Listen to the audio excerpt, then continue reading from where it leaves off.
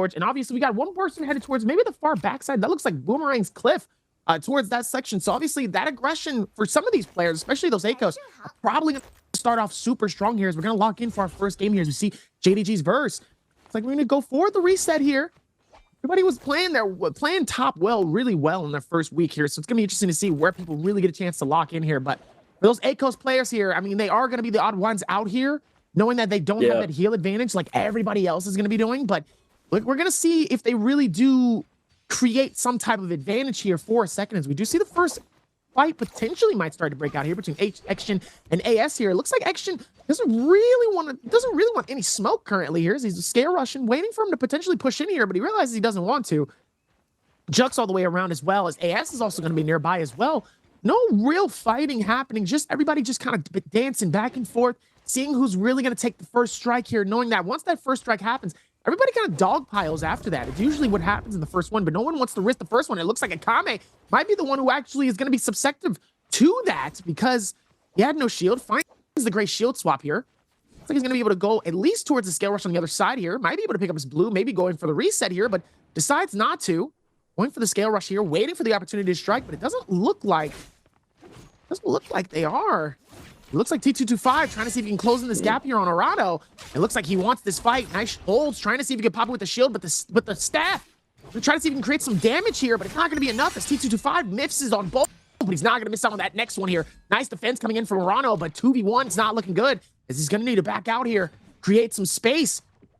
Gives himself a little bit of an opportunity here. It looks like T225 might be getting chased by that other character, so Arano gets a free chance in escaping here. Doesn't really want to risk too much here as he goes for the shield. Gonna be able to go for a little bit of heals here. Goes for the reset here. Has the advantage here, but GG Sean, T225 still going at it. Nice scale, trying to see if he can close in this gap. Nice hits, though, from the dual Halbergs. He's going to be able to create a decent amount of damage here, but not enough. Ooh, dodges the strike from the blue focus off of GG Shaw. Looking at it, finding it, and being able to not get caught up. And it looks like JDG's burst is going to be the first one that gets eliminated by Wolves KB. Meanwhile, Action is going to get their first elimination. GG Shaw getting absolutely obliterated, though. Nice hits coming through. Finds a gray shield. Does get the connection as well. It looks like that shield coming through as well. Both of them just healing up as well. The third party comes in from XX1, but it's not going to be enough as he ends up getting shredded by the dual Halbergs of T225. Claims the first elimination. Decides maybe he wants to back out of this, but no, he wants to go for part number 2. He wants his stake. Oh, no. Oh, no, but now he gets caught on the inside. The stab comes through. Nice connection. Goes through with the F key. Trying to go for the heals. The heals is going to help him keep him alive a little while longer, but now he's getting shots in the back by Arano. Goes through from the shield. Throws himself down. The bow's just disconnecting all of the heals that he puts in and all the work that he needs, and T225 is going to try to scale rush and get out of Dodge's way as fast as possible. Very nearly gets taken down there. That purple pole sword from XXY just absolutely obliterating his health. And here we are again, Arano doing the same thing, looking to do the same with that pole sword scale rush. It just absolutely decimates your health bar. You get the scale rush confirmation, and as long as the terrain isn't too goofy, you're able to follow it up immediately with a vertical light attack, leading into quite a lot of damage. It's not a combo necessarily, but it does a lot of damage. But as we all know, Zipping Ying is very good at surviving off-spawn situations. Zipping is queen. She does so unbelievably well in these situations, and that's why a lot of these players, when they do pick that Zipping, they opt to go for the more aggressive drop location. T225, he's been stuck in, he's been going crazy, getting super aggressive, and he's still able to get out alive. So really speaks to the potential of Zipping. I did see Wang Liang with a gold, is that a gold pair of dual halberds, definitely set up already. Only blue armor, but that's going to be a lot of damage if he does manage to find a connection. Arano, though, speaking of a lot of damage, he has taken a considerable amount of it and is forced to use his Farrier mech. The V3 dropping down that pillar, jumping into the mech. He's now going into the right-click form. T225 luckily manages to find himself a purple armor in the trove. Just a quick little armor swap. Oh, I'll take that. And he's just going to disengage. I think he's pretty happy with it. He knows he's not all that likely to be able to close out this kill, so he just looks for the disengagement. When you're heading over to Plume Castle, Jan. If you're chasing after somebody, you're gonna be in for a very long chase if that person manages to make it to Plume Castle. Plume Castle is just one of those places that is very, very easy to loop people over and over and over again. It's one of those infinite kiting spots where you can just run forever, especially on certain characters like Zipping Ying, or your Ferrier as well, because Ferrier, she does have an extremely good combo breaker. Her F1 gives her mobility as well as the combo break and forces the person who's attacking her into a clank. But it looks as though things have settled down for the moment. Some of these players are looking to go into the realm of Yang as it's almost halfway spawned now. We've got one in Plume Castle, one to the west of Plume Castle as well, next to that Morris Blessing. Frostivus, Wang Liang, and Action all lurking around that spot. I wonder... It looks as though Frostivus might be looking for the Morris, but I'm not too sure. It could be a Morris, a Morris Blessing angle. Could be. But it looks as though Wang Liang's definitely looking for that realm of Yang. What do you think here? What do you think I think they're probably it looks like they're more so looking for the realm of Yang. It looks like there could be that advantage as well. But obviously, even with that though, there still is a little bit of a wait game and a wait time. It's like when you're in the elevator and they're like, please. The service time is going to be 2 minutes. You have to be able to kind of gauge it correctly here, but not get caught up. Because if you're late and then you're just standing there looking at everybody like, hey, how y'all doing? What's going on? Then it's just weird, right? Just like it does happen a lot. It looks like the other player didn't make it, at least from what I could tell. He might have just stood there and been like, well, that's unfortunate. That's all I'm saying. I'm the type, I'm not going to lie, I get a little tilted when I try to get into the realm of Yang and I don't make it. And I'm like, ugh. And I'm just like, well, that sucks. It's annoying. You feel left out a little bit here as we look at the first fight here between Kame and Wolves, and it looks like Kame is going to connect the first one, though. The question is, are they going to successfully finish off the rest of this? As it looks like KB has the chance to get put up, and it looks like he will be able to at least go and get his fan back from him as he does end up losing that the first time here. KB just trying to see if he can maneuver it as well here. Nice blue focus trying to find it, but Akame is finding every timing he can for these parries to connect it, not giving him an opportunity here maybe for the heals. And it looks like he will be able to, though, as he does stop him from that nice shot from the pole, but sadly not going to be enough here as Akame is just putting in the work onto KB. He doesn't want to give him the opportunity, though, as he forces the ulti here coming in from Akame, and now Akame getting it, trying to close this out, and he does, as he successfully ends up getting the first elimination inside of the realm of Yang, gets the wins. But listen, like I said, Akame, when I saw him for that first split, he absolutely switched up in such a way. His improvement has been incredible, and to see him win his first realm of Yang in his first game here, Akame is here to stay. I think his energy is here, and he's like, all right, now it's time to lock in. Let's get it. Indeed. And also Frostivus, another person going into the realm of Yang, coming out victorious. Definitely nice to see. Another interesting thing that's very nice to see is that I have some statistics here. So Akame, his realm of Yang win rate was 33% in the regular qualifying rounds last week with 12 entries. So surprisingly, quite a few players actually have a less than 50% win rate going into the realm of Yang. Only a very few of them actually have a high win rate, and typically it's only because they've only been in a couple times. But Akame on that ACOS, he's definitely in a position to win the realm of Yang. One of the gambits that you're sort of going for when you pick a character like ACOS on a lobby like this, where everybody else is playing Zipping and Ferry and that sort of thing, is that you're looking to go for those realm of Yang wins. Oh, Frostivus. And he get the soul back? He does manage to do so. I'm not sure if he picked up that kill before, but he's definitely looking to try and pick up this kill onto Wang Liang. Wang Liang in a very, very bad position here.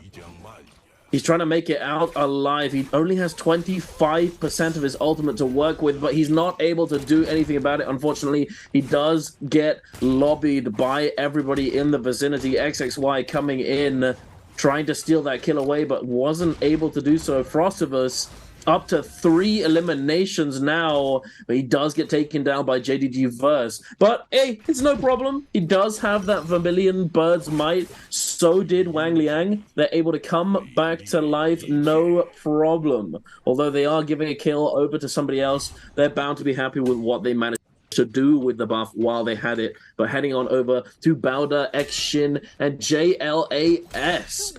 Unfortunately, JLAS has not had the best of win rates in the Realm of Yang in the regular qualifying group stage, but Action, a beautiful dodge there coming out. He does have that Yang depletion, so he's definitely in that desperation mode. He needs to try and find this elimination so that he can get that Soul Bloom to stay alive. Opts to go for the cleanse, definitely the smarter decision here. He has had to use his second dash on the V2, but it doesn't look like it's going to matter for AS, and he definitely committed in the right way right there, cleansing that Yang depletion. Lovely to see, and he's back in the game. Back in the game as well is going to be very helpful, as Wang Liang looks like he definitely wants this fight here, and he wants to be able to keep this same energy towards XXY here. Is already dangerously low.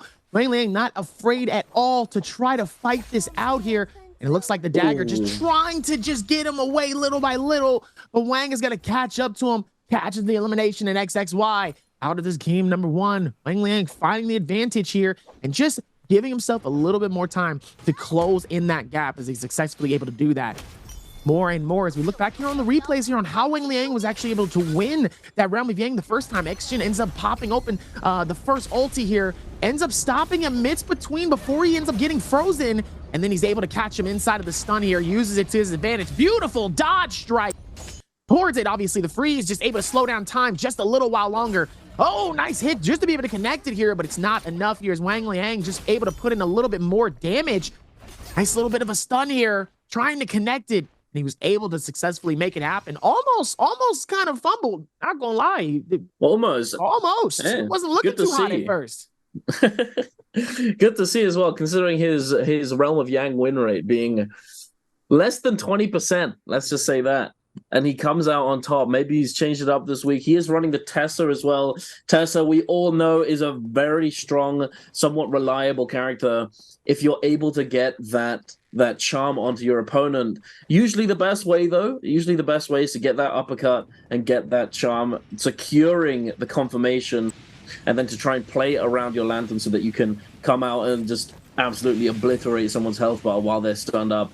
And he manages to pull it off. He manages to pull off the dub in the Realm of Yang. Is he going to be able to get in yet again? Not sure if he did. Not sure if he did, but we do... Oh, no, he did. He got in against Arano on the other Realm of Yang. But we're going to be taking a look at Frostivus and X-Shin. Frostivus, is he going to be able to pull out the second Realm of Yang win this game?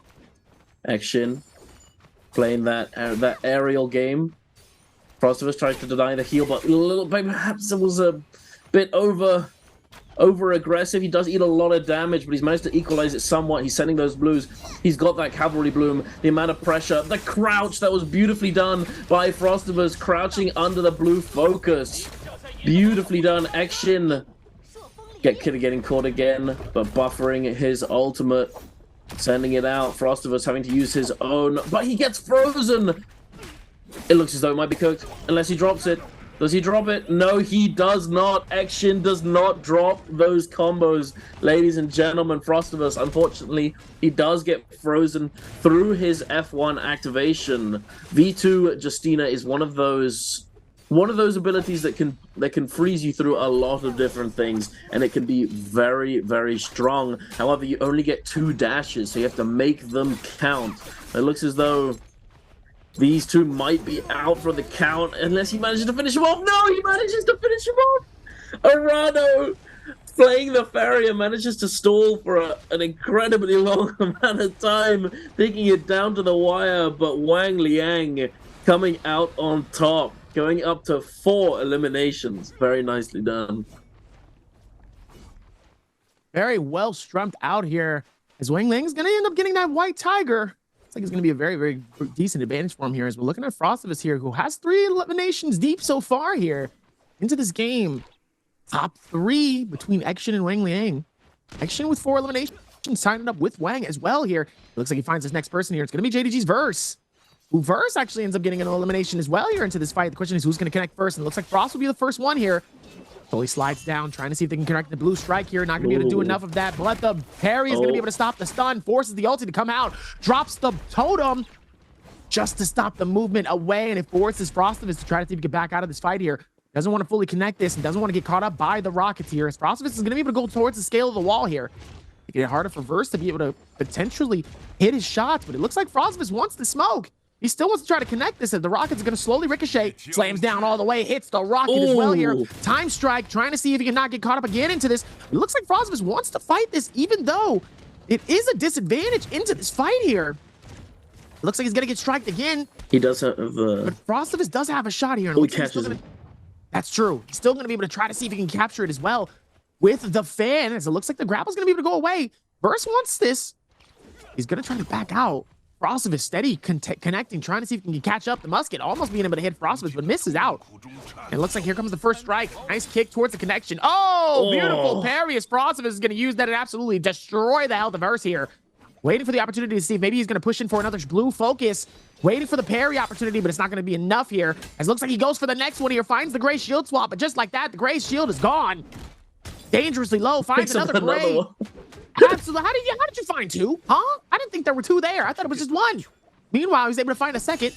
Looks like some both shots might be connecting from another player. Looks like that's going to be coming in from Wolves. He's going to have to be careful. Wolves might be able to steal this elimination away. As another white shield! Trying to close this down. How does he find 3 white shields inside of this fight? Is absolutely absurd to me. This could be insane here. Wolves actually connects his 2. Nope, he doesn't. As Frostivus is actually able to capture it. Finds the shield swap as well for him. And it looks like he gets the ankle breakers right from under his feet here, like we're deep in a Broadway musical. Meanwhile, Wolves trying to see not to get carried out as well as Frostivus is just absolutely slicing and dicing like we're in an app game. Meanwhile, trying to see if he can conjure up the blue shield strike, trying to see if he can focus it, but not enough. Pops open the ulti again, back at it again as he finds the shield. It's good. Now he's going for the juggle. It looks like he might be able to get the juggle pieces. Frostivus catches 2. He gets the dynamic duo. He's in second place. He ties it up with Xgen with 5 eliminations apiece. What a beautiful performance from Frostivus here. Reading them like a book, absolutely decimating Verse. You know, that cheeky little parry. Okay, here's a tip, chat. Here's a tip. If you ever see a fan player holding horizontal, so you can tell the difference between horizontal hold and vertical hold on the blue focus. If you ever see them holding horizontal, crouch during their hold, and if you see them release it, it'll go over your head. So it'll go over your head if you're in crouch, if you're crouched, and then you can just press parry, and it will force you to stand up, and you will parry the fan as it flies back in that animation. And essentially, it's just free. If you see them holding horizontal, you can almost always get the parry as long as you stay crouched and they actually release it, of course. But a lot of people will see you doing this and then try and go for a crouching horizontal or swap out dodge into a vertical or something along those lines. So you do have to be careful. But if you see them constantly releasing horizontal blue focuses on the fan, you can just crouch and get a lot of free parries. It's a nice little bit of tech. Frostivus putting it to use right there. Beautifully done. And then coming in and just absolutely obliterating Kai Bao with the Cavalry Bloom on those gold dual blades with that combo. Very nicely done. Unfortunately, Kai Bao, he tried to armor through the pounce from Frostivus, but he just wasn't able to armor through the second one or dodge it. Unfortunately, he just didn't. He just didn't come out. I don't know. He could have dodged immediately after the ultimate activation, or it could have been simply that Frostivus timed it very, very well. But it's usually on those animations you are able to dodge immediately. I think he just didn't manage to get it out in time, unfortunately. But it is what it is. It's good for Frostivus. Frostivus. Unfortunately, he didn't have the best performance in the finals. He did not. He didn't do insanely well, but he got to the finals last week. Though that was the important part. He got to the finals last week, and now he's coming into the second bi-weekly. And based off of this first game, he's come to win. He's come to show everybody that he's recognized what everyone's doing. He's caught up with the tempo, and he's ready to get oogly.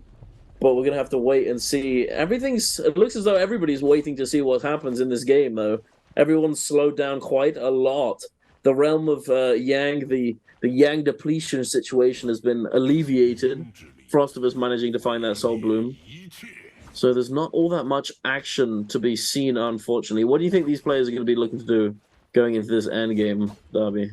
Oh, definitely trying to be patient here. I think for some of the top players here, they don't really have to force anything if they don't want to, right? They can just try to dodge, stay out of harm's way as much as possible. They don't really need to force any connections of fights. They can just stay with where they're at, right? They have a lead. Third place has 4 eliminations within itself. Everybody else is within 2s and 1s. So some people do have to pop off towards the end of this game, but at this point, it's about survival. Meanwhile, everybody else, I don't know what this hopscotch moment is that we're watching currently here between Jux and Wang, but in terms of how these players are supposed to really go about it here, if we look back at the scoreboard here, Jux, T225, and Akame, they need to really pop off here towards this end, but they don't need to force anything as we look back here on this fight here in terms of XXY and Frostivus. Beautiful parry connection here onto this moment here as Frostivus continuously getting some damage onto XXY here. It looks like he's going to use that to his advantage. Nice dodges to connect it, but the totem pole is going to be able to get him out of Dodge's way here as he does hit that first strike here. Oh, he misses actually. Hits the second. Rockets start to ricochet around it. It looks like after that here, still a little bit of some dead time. Looks like they're still back into this fight. 17 seconds left on this clock here for the replay. Beautiful parry to connect it. Nice reset coming in from XXY, trying to see if they can connect it, but Frostivus, it's a little ahead of the game, gets for the dodge, and is able to actually succeed in getting that going. So I think with this final circle, especially for some of these top players, they don't have to do anything. But these bottom players, they're going to need to really pop off here towards this final circle here. And I think for the ACOS players, it's going to be really hard for them to stay alive in this final circle. It could just really go down to who's the last person to hit who. Yeah, you're absolutely right. It is going to be difficult for these ACOS players to stay alive as they're kind of the odd ones out. Xshin, I think he might be the only Justina left alive. Yeah, he is. The only Justina. Jux is also the only... No, wait. Wang Liang is also on Tessa. So we've got 2 Tessas, 1 Zipping, 2 ACOSes, and a Justina. Quite a diverse endgame, actually, now that I think about it. We've usually seen only 1 or 2 outliers when it comes to most of our Holoroth endgames. Usually it's mostly Feria or mostly Shael or something along those lines. But we're looking at a very diverse endgame here. So things could go a little differently than usual. ACOS might actually be, since there's 2 ACOSes, 2 Tessas, the Justina and the Zipping are actually in the minority here. So it might end up being the case that T225 is the one that gets focused down. He's not in a bad position, so to speak. He is still on the Zipping, so he is able to heal himself up very effectively. He's able to stay on the move with that extra dodge from his F as well. I think he's running the F1, so he's going to be very healthy. That damage reduction is going to come in clutch for him here. He's getting peppered by these cannon shots, though, by Wang Liang with that purple cannon. I don't think Wang Liang's managed to find himself Rupture Gale Flame Breath, fortunately for T225, but it's still doing a considerable amount of damage. Wang Liang definitely in a very good position. I think it's probably going to come down to a Tessa win here, not going to lie. Although the ACOSes are in a good spot. I'm going to be honest here. I think it's most likely going to be the Tessa or... Nah, actually, I'm going to be honest with you. I mean, Wang Liang's in a good position here. He's got that gold armor. I'll give it up to the Justina. You think Justina's going to come out here? I mean, Justina can do a lot. She can do a lot, but it's kind of a struggle. She needs people to group up, and then she needs to look for that dash, the freeze with the V2, and try and get as much value as possible. Since she's not using V1, she can't go into the sky and buy a bunch of time.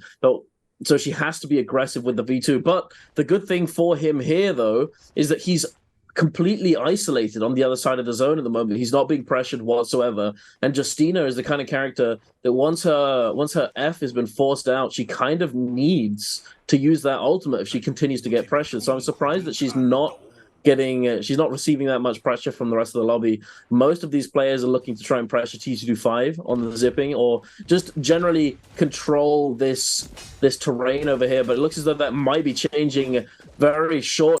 Xshin has been forced to come off of that terrain. Akame looks to set up there for just a moment. Most of these players just playing footsies, going back and forth, showing off what Jades they have. We've got the dragon-like might coming out from Wang Liang. We've got the cavalry bloom from Frostivus. Action with that golden longsword is definitely going to be able to do a lot of damage if he manages to find one of these players slipping. T25, he's kind of stuck in a... It's not the worst positioning, but it's definitely not the best. He has this little building, this little corner inside the building to hide in, but that window, he needs to be able to get out the window without taking too much damage. He has a little of a spot, a decent spot to heal, but it's getting very close quarters now. Got Action and Wang Liang scrapping it out, and Action, there it is. The Justina ult has come out, and he's about to get frozen. Oh, he's about to get charmed in the zone. He just gets absolutely obliterated. He uses his F, loses his armor, forced to use the ult, and he just gets absolutely cooked. Wang Liang, though, he's not in the best spot. He may have forced Action into his death, but he is now very, very low. Oh no! Knocked into the zone! Oh, Akame's literally 1 HP, and Frostivus is going to come in with the lawnmower and just pick him up. And that stray little, like... it's not looking out for Wang Liang, though, inside of this inside here. It's not. It's definitely not. He's getting caught here as T225 actually ends up getting caught within the stun of the Tessa ulti here, all on the inskirts here of this circle on the outside here. Meanwhile, T225 goes out, ends up getting sprayed. Jux comes out with a Tessa ult and says, hey, how you doing? Welcome, welcome. I hope you're well here, as he's going to get stunned. Oh, he ends up getting stunned on top of the tree here. He might be free, potentially not actually get cut up towards this final circle. Meanwhile, Frostivus just trying to see if he can rotate this around, just making sure that nobody's inside of this outside skirtion area here. And he doesn't, he ends up getting caught up by the Tessa stun here. Circle slowly closing in little by little here. Frostivus just trying to keep it alive here. Wang Liang trying to do the same as T225 gets sent off the outskirts of the circle here. The circle just causing a little bit more damage here. I mean, the zipping, having that opportunity with the shield to do a lot here. Frostivus is just trying to stay inside of the circle here to do so much. Jux trying to go for the final kill. He's going to get the first one. Nice try, trying to see if he can close in the gap on the next one. T225 just trying to hold on little by little. Nice parry to connect it, but it's not going to be enough here as T225 trying to hold on for a little while longer here as the time is up.